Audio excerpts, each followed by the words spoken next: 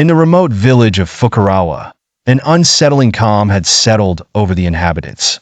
The villagers spoke in hushed tones about the Yūrei, an avenging spirit from the depths of Japanese folklore, believed to haunt their ancient burial grounds.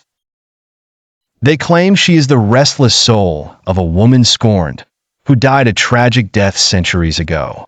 The whispers of her legend began when strange occurrences gripped the village, leaving everyone to fear the wrath of the Yūrei. Hibiki, a young man with a rebellious spirit, paid no heed to the villagers' warnings.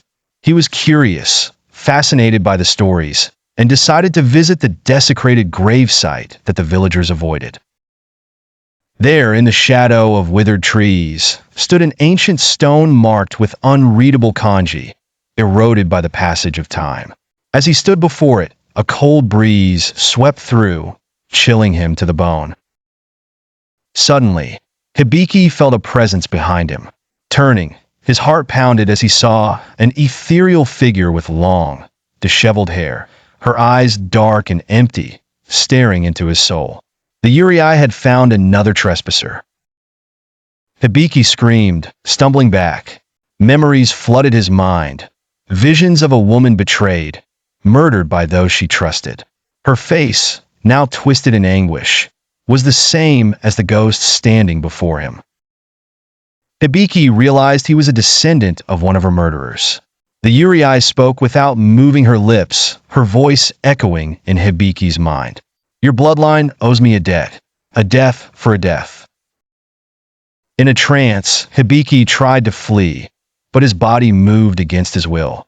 The Yūrei's cursed power compelled him toward the edge of a cliff. As he reached the precipice, Hibiki's senses returned, the horrifying reality sinking in. Tears streamed down his face, begging for mercy. Yet, the Yūrei showed none. In a flash, she pushed him, and Hibiki plummeted into the darkness below. The villagers found Hibiki's lifeless body at the base of the cliff the next morning, their fears confirmed. The Yūrei's curse continued.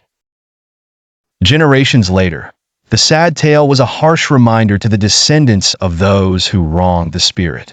They learned to live in the shadow of their ancestors' sins, forever haunted by the damned Yūrei, who roamed the village, waiting for the bloodline's end.